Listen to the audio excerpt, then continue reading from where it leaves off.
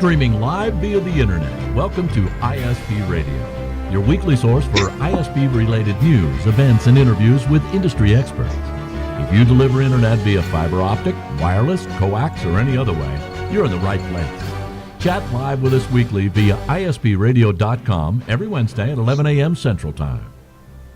And now a brief word from our sponsors. Link Technologies, providing ISP consulting, support, and hardware for wireless ISPs. TowerCoverage.com, providing online RF coverage maps. And now your host for ISP Radio, Steve Grabiel and Dennis Burgess.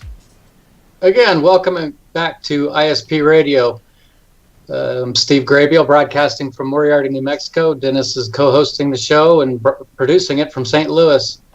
Out here, it's been pretty nice. A little bit breezy today, but the weather's just been outstanding. Network's been running like a charm.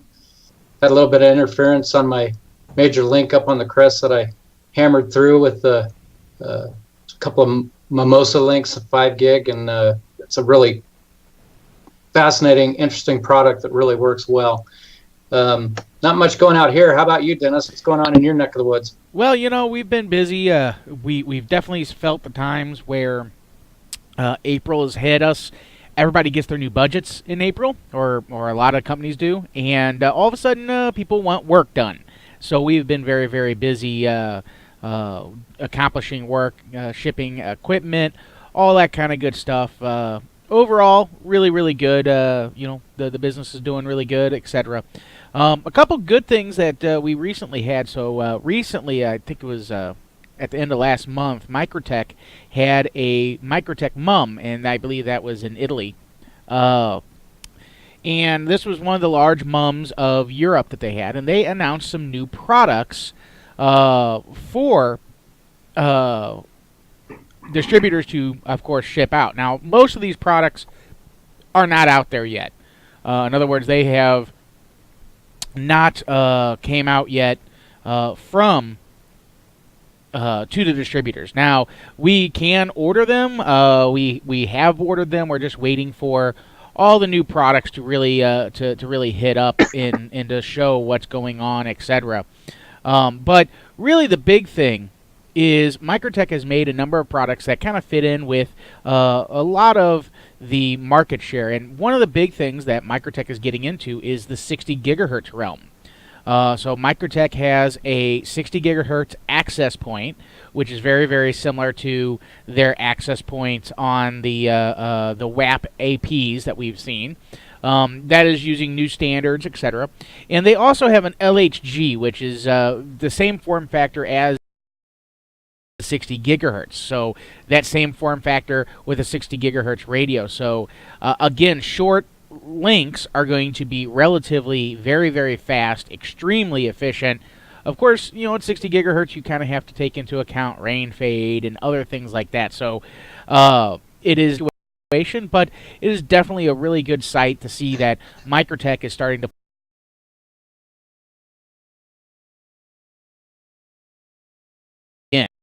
which is really, really nice to be able to do that. We have that. We also have that one. I'm going to actually try to bring it up here on our screen. So they have a new cap light. They have a new CRS switch. I'm going to toss this up on the screen, and actually I'm going to share it with these guys so that they can see it too, because you know everybody wants to see it, right? Yep. There you go. There you go. There you go. So this is the new one of the new CRSs that we're going to get 16 10 gig ports on the switch at full wire speed. So one of the brand new CRS switches. Again, this is not available yet. It's not made its way through distribution, but it will be available here shortly. Next generation 16 SFP Plus ports, wire speed, all 10 gig E, spanning tree protocol is hardware based, and you can actually dual boot it to Switch OS or Router OS. I know a lot of Router OS products have that. I don't know why this does, but again, it is possible to do that. They have some of these WAP LTEs. These are not supported in the US. These are UE version supports bands 1, 2, 3, a number of bands, but not our bands. So we're not going to do that. We have a HAP Mini, ultra small, tiny AP. There you go. We have an 1100 AHX4. This is actually kind of an interesting product because of its capabilities. So we have the same 13 Ethernet ports. We have a quad-core CPU, but the big thing is that it has a dual PSU, so dual port power supply, but it also has neg 48 volt DC power as well built in. So not only do you get dual PSU, but you also get neg 48 volt DC power. On top of that, they have two different models. One model has a 60 gig SSD included, and one model does not. It has a number of other ports, and it also has an accelerated IPsec, an AES 128. So very, very cool. Up to 2.2 gig with AES 128 in IPsec. And here is your DC input for your DC, your AC input, and then you do have a micro SD card in there as well. Again, they're going to have two editions. One is going to be a Dude edition, specifically for the Dude, and the other one is just the 1100 AHX4. This is the PowerBox Pro, gigabit Ethernet. Basically, it's an outdoor hex PoE. It gives you gigabit PoE options for outdoor PoE equipment. Very, very nice. It does have an SFP port for fiber to the tower and improved design. Now, this is actually a really neat product that Link Technologies was. We have been selling the Power Links, which are the battery backup or the battery units with the wireless AP on them, and we were thinking about something like this, but what this is a MUPS, and basically it is a PoE in, PoE out with a battery hookup, so that you can sit there and keep the unit running while the power is out. So it's basically a small PoE, single port PoE. We do not have pricing on all this. I'm assuming this is going to be relatively inexpensive since it just has the external battery pack for 12 volt power. But I mean, this should be easy enough for us to connect a battery up to and keep going. But it does do charge and monitoring and keeps the device going even if the voltage differs on your PoE or your power in. LT Mini, ruggedized mini PCI for LTE. Again, not something that's really supported here in the U.S.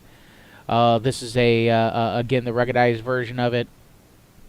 LT AP, again, this is another LTE product. Again, we just do not have the support for our bands as of yet. We have the WSAP AC Lite. This is designed to mount inside a standard electrical socket. Kind of nifty. 2 LAN ports. It also has a bypass and a key. But basically it has a LAN port here, and then it has a phone port here. And then on the sides, the two sides, it has USB out for power. It is a AC power adapter, and then it has the 2 ports that come into it. This is the WAP 60 gig, 1 gig full duplex wire speed, 60 gigahertz spectrum. This is a small unit, announced really Q2, Q3, so we're not really there yet for this. Targeted for 100 meter distances, so that's 300 foot. Very, very short distances. However, this is the new 60 gig WAP. And this is the new LHG 60 gig. Again, 1 gig full duplex, works in 60 gigahertz. Distances longer than 100 meters. What that actually means is probably about 900 to 1,000 meters. I don't expect it to go super far, but I'm sure the cost is going to be very, very low. For those of you that are looking for PoE out, this is the probably one of the products that Microtek has been, well, we have been waiting for. 8-port PoE out CRS switch for SFPs. It actually has a DC 18 to 28 volt and a DC 48 to 57 volt input. And it comes with the low voltage power supply, but you can actually plug in a high voltage power supply to supply high voltage to all the ports as well. So this is the first product that we've seen that actually supports more than 4-port PoE out. and it's a cloud router switch. And probably the one I'm mostly interested in is the CRS 328, 24 power ports. So now you can use Microtek cloud router switches to power your passive PoE devices around your office, etc. Supports 802.3 AT per port auto detection, 4 SFP plus ports. I can't wait to get one of these in so I can put it in my office and power my phones and all my APs and such, and all my security cameras. I mean, think about that. Definitely it has one 120 power connector. Definitely really good. Microtek also made this WOOM. I'm sure you probably pronounce it differently, or they pronounce it differently, seeing they are Russian. But Woomba. Yeah, Woomba. There you go. But basically, it's an out-of-band management device. It basically has a small AP. It is powered through the USB and supposedly can work with CCRs to provide out-of-band management. It is not a LTE radio. It is just a wireless AP. So there you go. And then they have some new boards as well. But in all practicality, the big thing I'm really interested in is the big CRS, the PoE out, and the 60 gigahertz stuff is neat. But in my realm, where a lot of our operators roam, it just doesn't give us a whole lot of spectrum to do stuff. Now, 11 gigahertz link in, and then several of these on a tower to provide small links inside a metro area. Hey, that's fine. But that's really where the LHG60 is really targeted, is those small metro links and such. So Microtek has a number of products that are out and about. A lot of these products are not out yet. They are coming. But we will see, and of course we are a stocking distributor, so we will have everything available as soon as. Actually, it's already been ordered. It's just a matter of waiting for it to show up, if that makes sense. So, right. But there you go. So that what was it? 24 port PoE switch. Does that do higher voltage stuff too? I do not believe so. I believe it is. Well, it supports 802.3 AT and AF. So that is the information I have on that. I mean, that's literally it. We will have to see how that actually works. It does say it does support 802.3 AF and AT, which the AT and the AF is your 48 volt. So it does say per port auto detection of PoE standard. So my assumption is that the answer is yes. Right. But don't quote me on that. Mm-hmm. And of course it will dual boot Switch OS or Router OS. I wouldn't know why you would need Switch OS, but Router OS is perfectly fine in Switch mode. So yep. There you go. I mean, that's really the big news that I got going on is the Microtek new products. I'm sure other people have reported on that and that type of thing, but there you go. I'm sure we'll see that at the MUM here in Denver at the end of next month. Do you think? What was that? I'm sorry. I'm sure we'll see that at the MUM in Denver. Oh yeah, next month. You think? Yeah. I'm sure we will. We may actually even see products there as well. We will see how all that works out. I will definitely be there. Are you going to go? Yep, I'm going. Okay. So I will be flying that Wednesday morning. So we will not have a show that week, but otherwise we will be there, and I look forward to seeing everybody. Yep. Well, is that it, Dennis, for the latest and greatest out of Microtek? That is the latest and greatest out of Microtek, bud.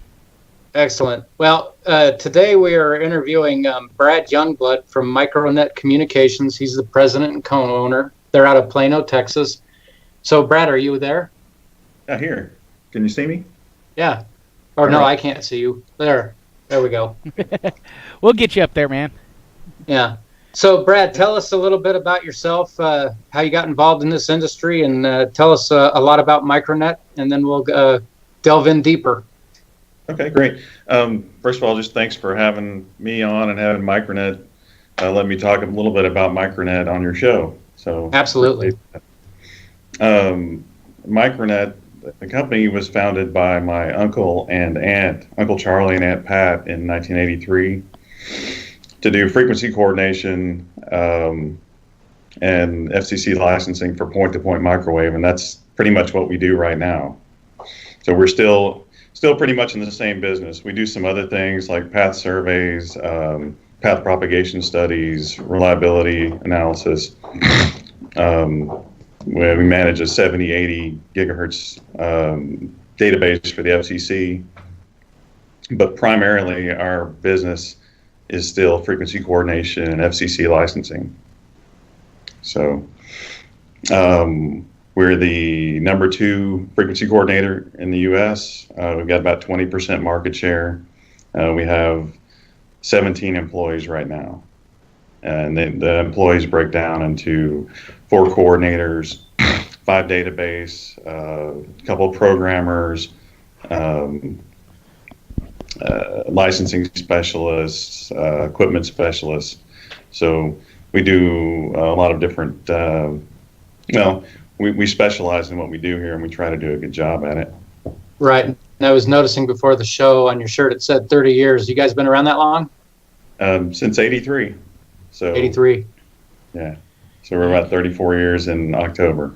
Uh-huh. So tell us a little bit about yourself. I've been here since 2002. Okay. Prior to that, I worked at Alcatel. Before that, worked at Alcatel for 3 years, and before that, I was in the Navy for 5 years. Went to college at Texas A&M. Did my co-op at MCI in the same sort of field, transmission engineering, and ended up here in '99 after all the layoffs at Alcatel. So,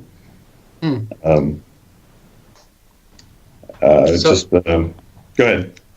So, servicing ISPs like you do, were you guys at WISP America? Did you meet a lot of people there? So we've been to WISPapalooza twice and WISP America once, and we met a lot of companies, new companies, existing companies, some of our existing clients at WISP America. I really think the WISP shows are the best that we go to. We go to a few other shows, Intellect, UTC, but the WISP shows are personally my favorite. And why do you say that? Just the people.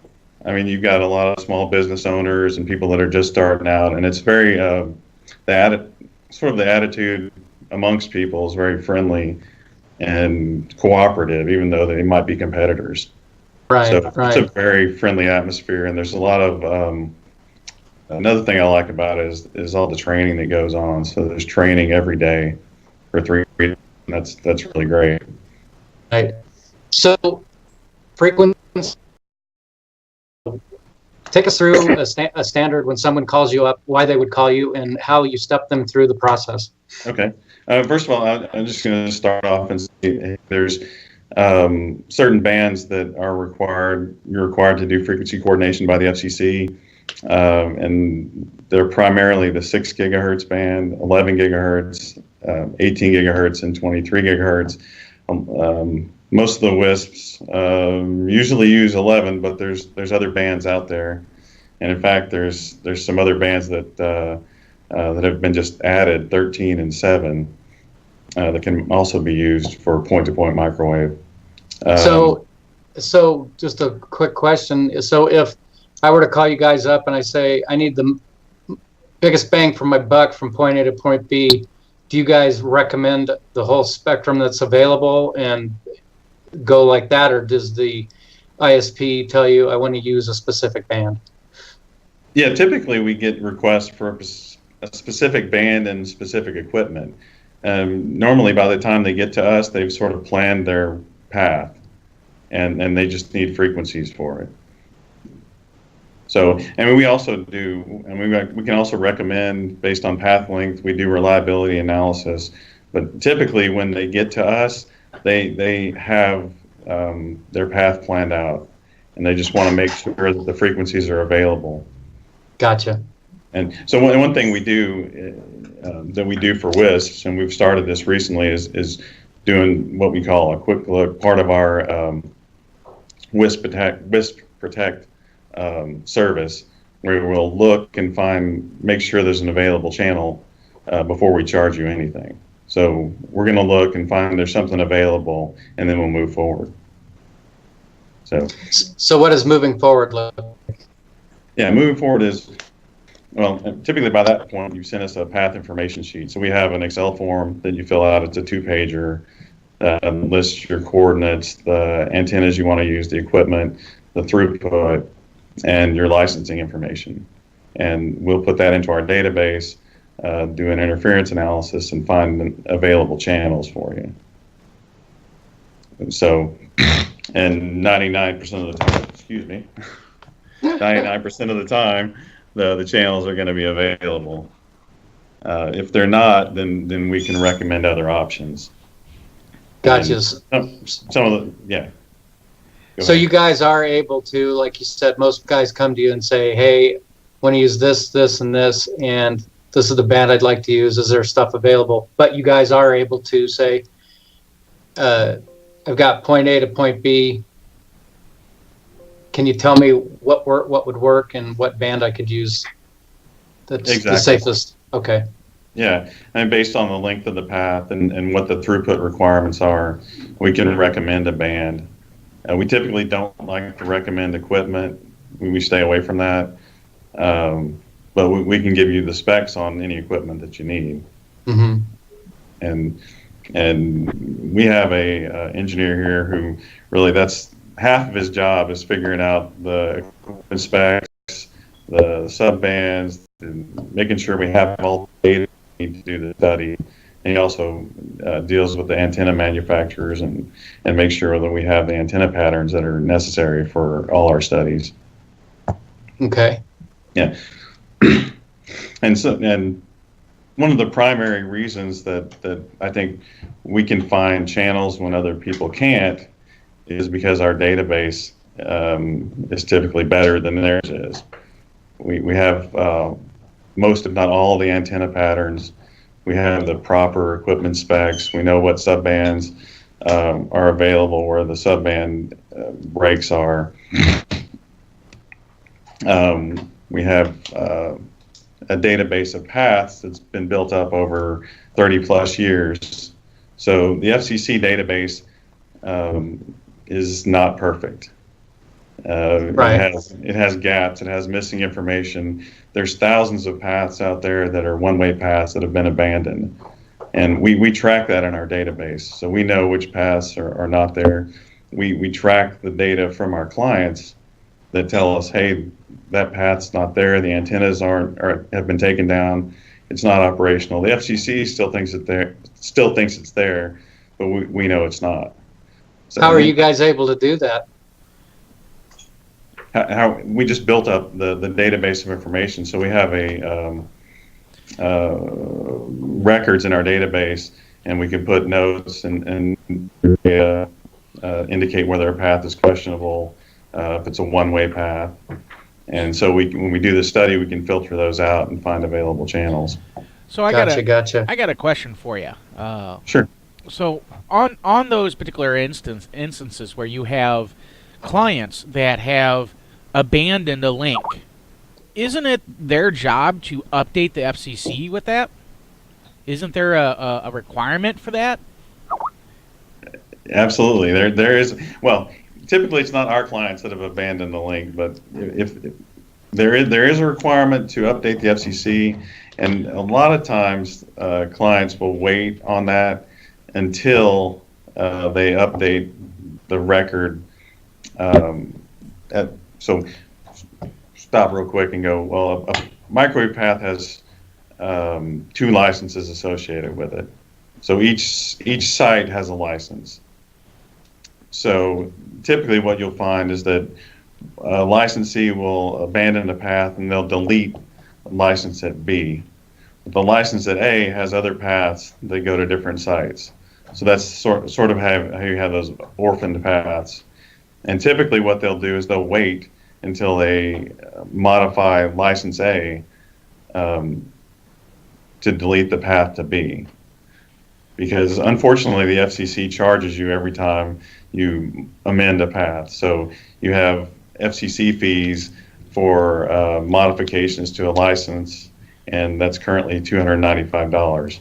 So that's probably the big reason that you find these orphan paths. Gotcha. So because they are you're paying, or you have to pay for them, people are not unregistering them, or not telling the FCC that the path is no longer there, because it's a modification. I mean, you would think deleting a path that you own would be a free charge, but apparently not. Right. That'd be our government at work, right? Yeah. There's a couple different classes of licenses with the FCC. So there's point-to-point licenses regarded as common carrier, and point-to-point licenses regarded as private. So the common carrier licenses are not required to pay a fee for minor changes, but private microwave is. And I mean, this is a big question among WISPs. Should I license my network as a common carrier or private?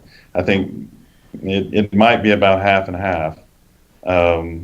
There's a rule section in the FCC. I guess the Communications Act of 1934 specifies what a common carrier is, and nobody can figure it out.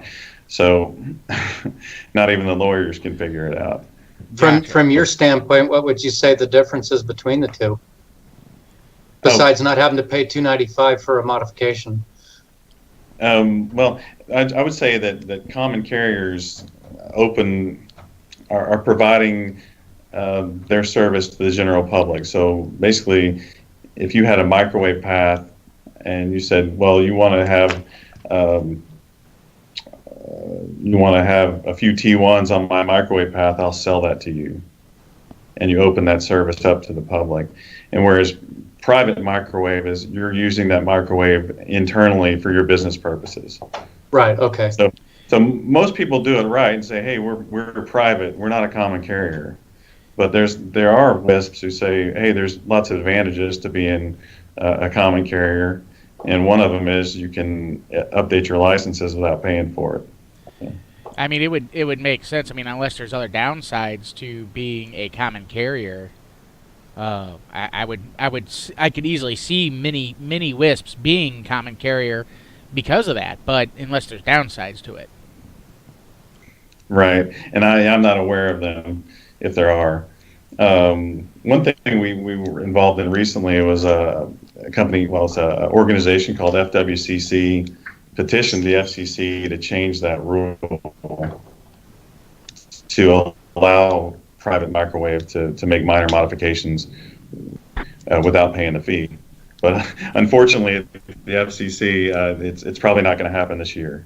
Gotcha. Well, you know how the government is. They're never perfect about doing anything, correctly. So I was just curious on the differences and the designations there. Right. I mean, in my world, it sounds like a commercial account and a residential account almost. Yeah, maybe so. Well, I mean, it's very tricky, and I think the FCC really looked at it. When I send a link, do you ask, or is that something I've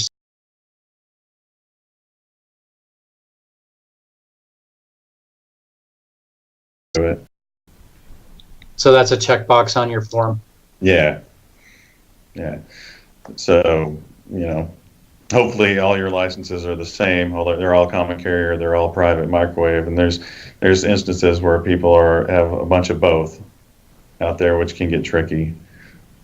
What's a typical turnaround time? I know they can be from a day to several months, but by and large, what's the turnaround time for me reaching out to you to having my license in hand where I can buy the equipment? Well, I'd say the earliest you can get your applications filed is probably around 3 weeks. So if you contact us, we can get you frequencies the same day or the next day in most cases. I mean, unless there's some other issue going on.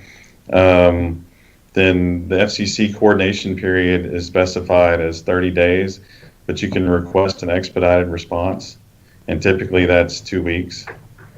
So if you coordinate with an expedited response, you can get filed in a little under 3 weeks. So the FCC will send out a notification to people in your area saying, hey, how does that work? Okay. So one thing about the filing, once you file, in general, you're authorized to transmit. So there's something called conditional authorization, which the FCC conditionally authorizes you to transmit as long as you've done the coordination process properly. So once you've filed with the FCC, you can go ahead and turn up. In most cases, if you're close to the border, 35 miles from the border, you can't do it. There's some quiet zones in Denver and Washington, D.C. that you need to worry about at 18 gigahertz. But in general, you can turn up as soon as you file. That's good to know. Yeah. So but the coordination process, really, once we find frequencies, we send data sheets to all the other licensees within a specified coordination radius. And with 11 gig, that's 125 miles, and then about 250 miles along the transmit azimuth. And those recipients or their protection agents have 30 days to respond and to review the data and to make sure that it's not going to cause interference. So if you have a microwave link and we're in the same area coordinating, we'll send you a data sheet. And it's your responsibility to make sure that doesn't interfere with your path, and let us know. So so me as an ISP purchase your services and you coordinate everything up, and down the road I'm running fine on that license link, and I get this notification from the FCC that some other ISP wants to operate near me. And you said it's my responsibility to search the FCC database. Is that something you help us through, or are we left to figure that out ourselves? So when we send you a coordination for another company wants to put up a link near you, it's your responsibility to determine if that coordination will interfere with your existing system. So typically what people will do is they'll hire us to do that process for them. So instead of you having to figure out whether it's going to cause you interference, you're going to hire us to be your representative and do the analysis and respond to all the coordinations on your behalf. And that's a big part of what we do, and that's part of the WISP Protect service that we offer. So go into a little bit about WISP Protect. That sounds like a really value-added service that you guys offer. Yeah. So WISP Protect is first of all, to start out with a quick look so we can tell you if there's frequencies available. And then we do the full service licensing, which is frequency study, coordination, FCC application, and we file your Schedule Ks when they're due. And we also provide frequency protection for your system, and we provide access to our path status page, which is a online system where all your coordinations, FCC applications, licenses are visible to you and their status. And if there's any issues with the FCC or when the licenses expire, will be noted there as well. And I'm going to try to show this to you on the screen. Great. So let me try, and hopefully this will work.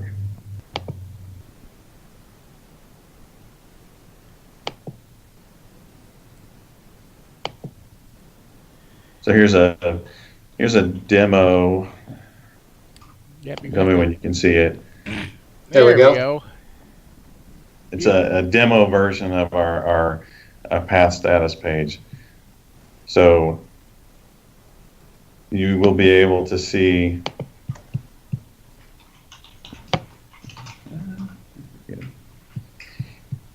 me as a client will be able to see, or you guys? No, you as a client will be able to access this page. Okay. You'll have access to this, and you'll be able to get copies of the data sheets for all your coordinations. I didn't mean to do that, but there you go.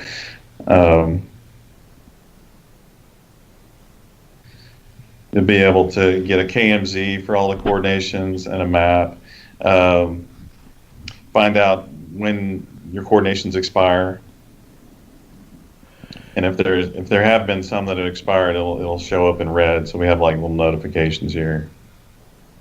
Now, this is all applications to the FCC from everybody that is in your particular area. Is there something that would show, hey, this guy might be in your area? Or if we sign up with this WISP Protect plan, will you guys reach out to us? Sorry. So what this is, this just shows your paths. So okay. It has your current PCNs, your current applications to the FCC, and your current licenses. Okay. So and we can you can download the data in Excel, or you can download a KMZ that shows all these paths. Okay. And it shows the issues, if there are any issues with your PCNs or your applications. So for applications, it'll tell you if you've paid the fees, if the fees are still due, if the applications have been returned, the fees are late. So those things will be highlighted in red or yellow or a different color. So it's a real quick way to see if there's any issues with any of your applications or coordinations or even licenses. Now, does this come as a value-added service, or do we pay more on a monthly basis with you folks for this kind of detail? Yeah, it's a value-added service, so there'll be a yearly price for WISP Protect that will come with a discount on the frequency coordination. Ah. So you'll pay a yearly fee, and then you'll get a reduced price on your frequency coordination. Any other subsequent coordinations? Right, on throughout the whole year. So okay. Yeah, from our standard price, you'll get a reduced rate, maybe 20% off. Since you got your screen up, could you show us the application that you were talking about that we as an ISP would fill out, and just show us some of the pitfalls that you see a lot of people making mistakes on? Yeah, hold on just a second. Let me see.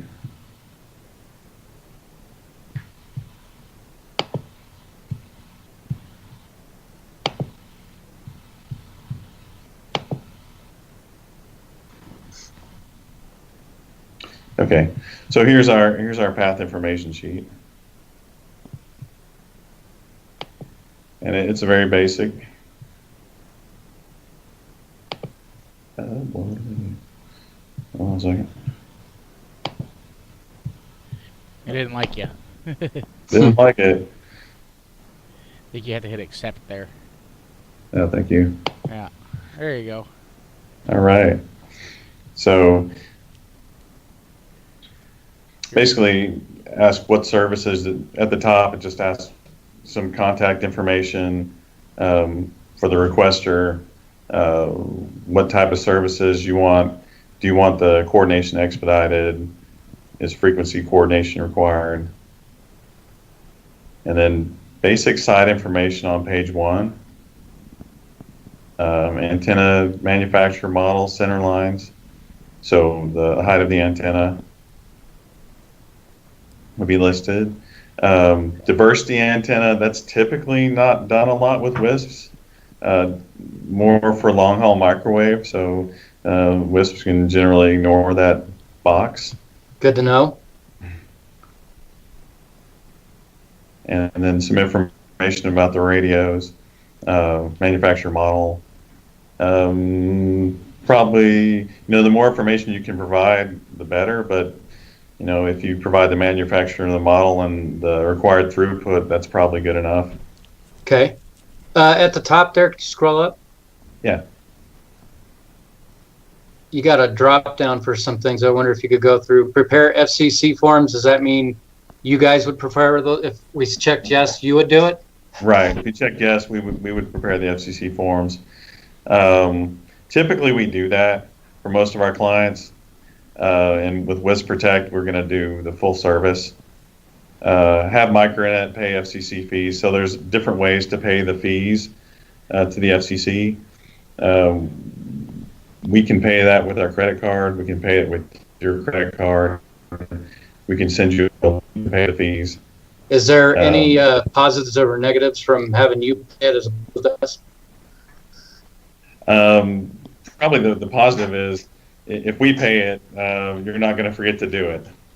Okay. Because a lot of clients, they're busy. This is like a tiny part of what they do, and they've got other things to worry about. So it's probably better if we pay it, and we have a small charge to do that. And what's the frequency protection part of this? Is that WISPA Protect? Yeah, I mean, WISP Protect is a suite of services, but the frequency protection part is part of that, where we review other companies' PCNs and to determine whether they interfere with your existing system or not, and then we respond on your behalf to the coordinator. So Okay. we'll look at it, and if there's no interference, we'll send them a letter that says we don't have any issue with the path or the PCN. If we do find interference, we'll send them an objection letter that they have to clear before they file with the FCC. Okay. So, and part of the path status page is an access to your frequency protection page. And I don't know if this is going to be functional. It's not functional on the demo. If you see at the top, it says path status, and next to it, it says monitor report.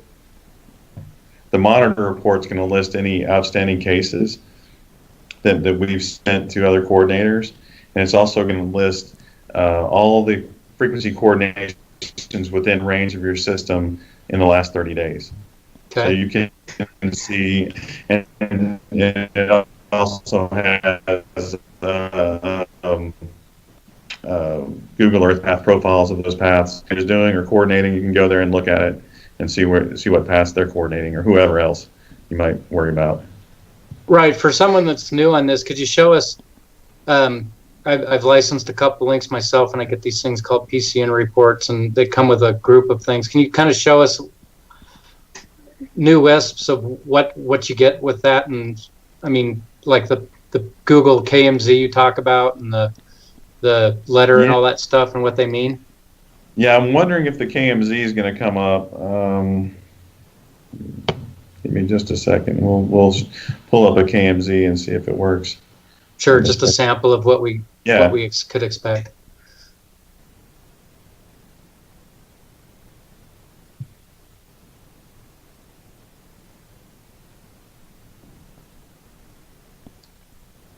Uh-oh. Not good.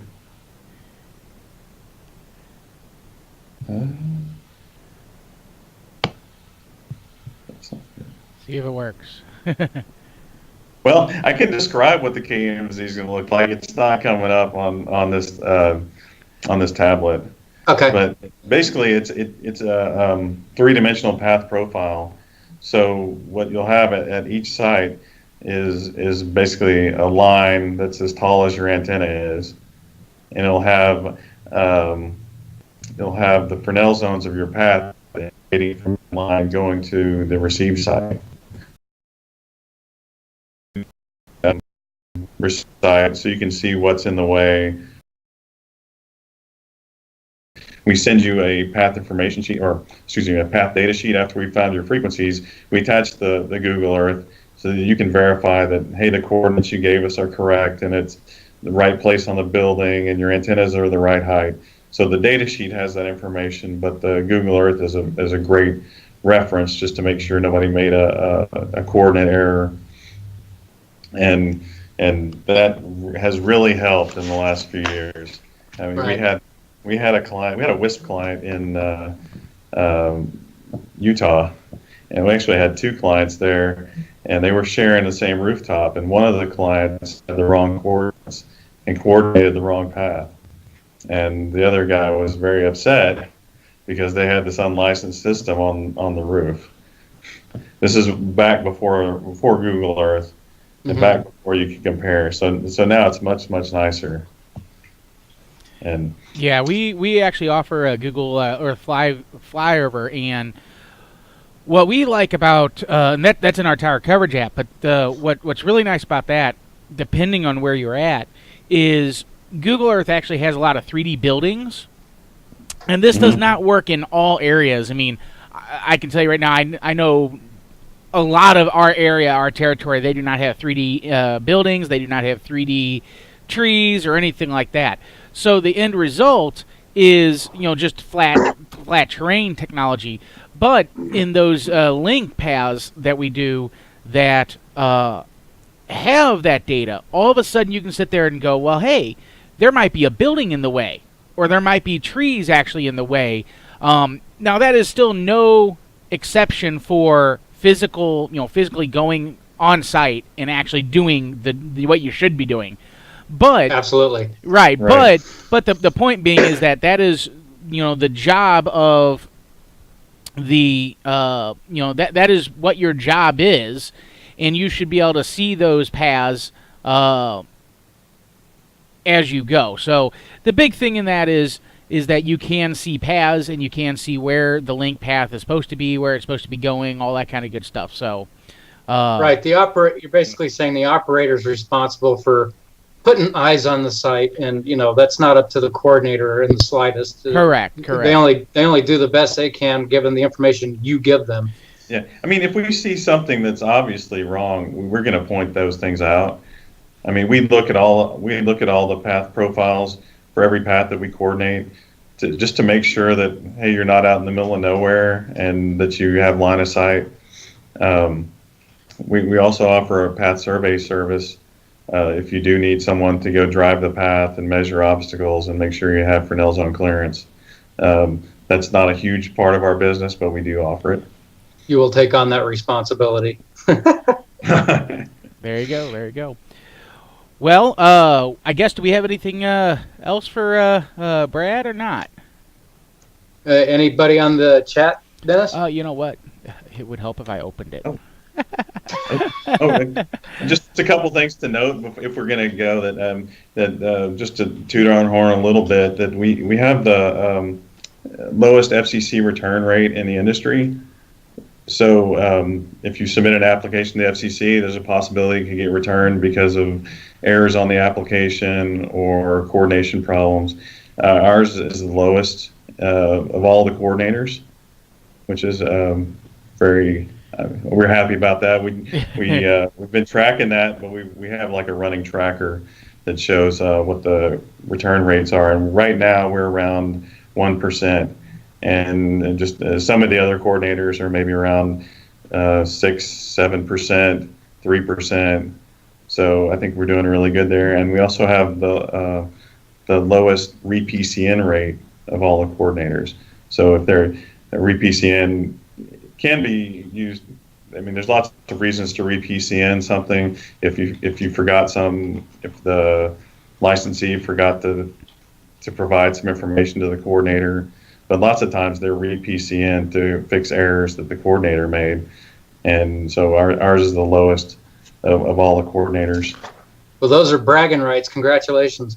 You're welcome. There you go. Hey, before we hang up, and if Dennis checks the chat, see if there's any questions.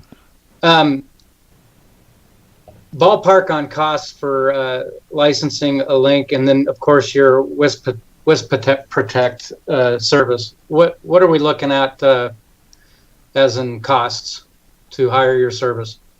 So I'm just for starters, let's go over the FCC fees and what it costs just in the FCC fees. Okay. So to get one link on 2 new sites, the FCC fees are going to be around $900. Around $900. No. $545 each. So it's almost $1,100 just in FCC fees if it's a new path. Okay. So and if you modify, if it's if you're going from an existing site to a new site, then the fees are going to be $200 less, roughly. So 2 modifications, it's around $600. So our fees are generally in the ballpark of $500 to $600 a path to do the coordination, the interference analysis, FCC application prep, and Schedule K. Okay. That's generally what we charge.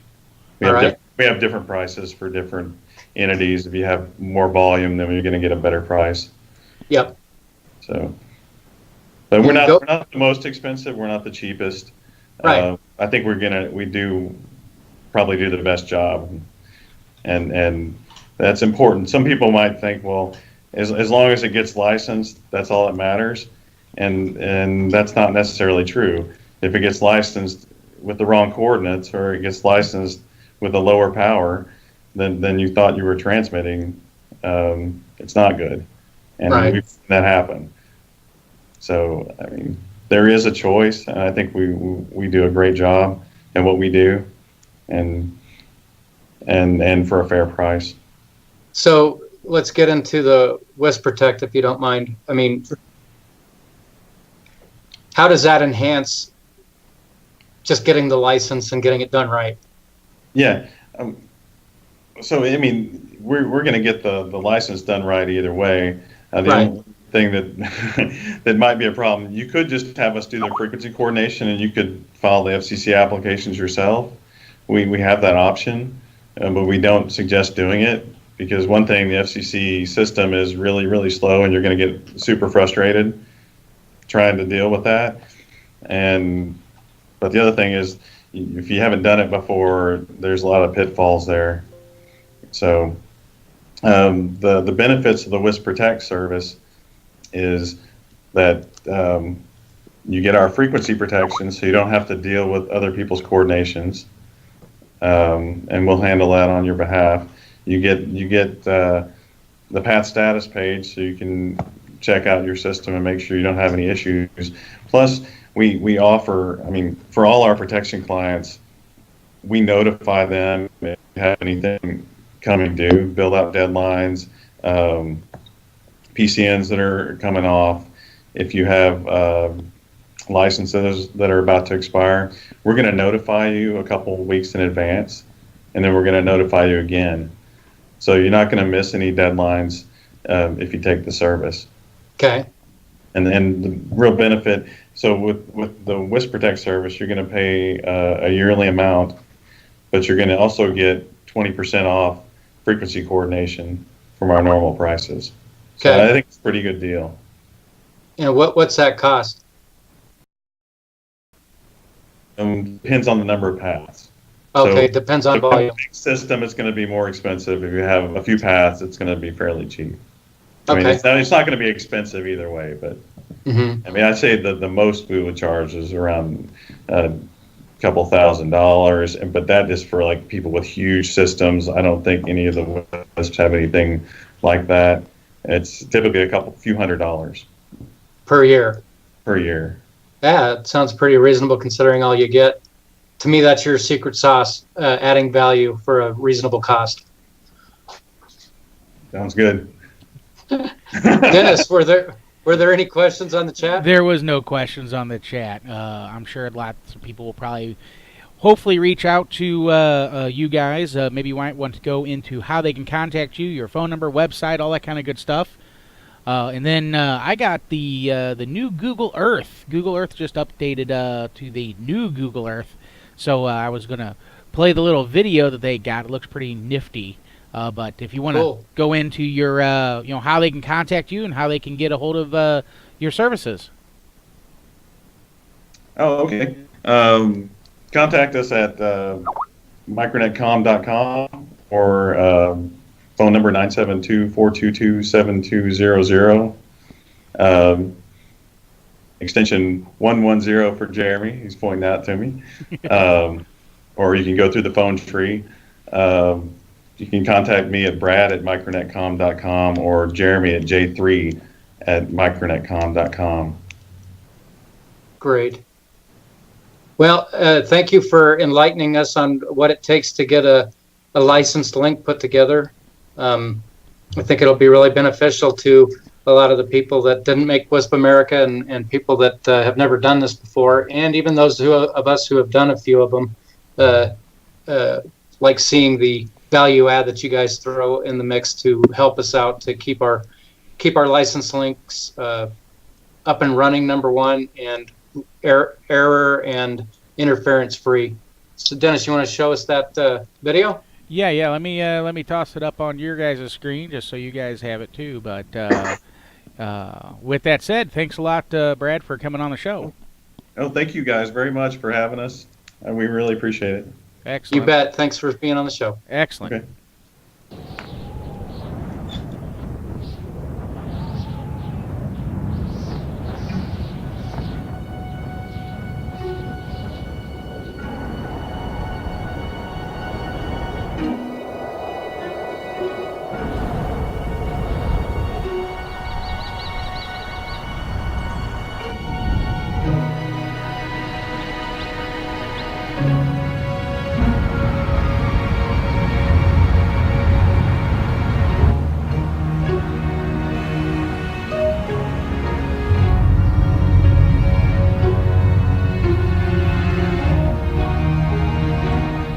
So that's the new Google Earth, nifty web-based type stuff. So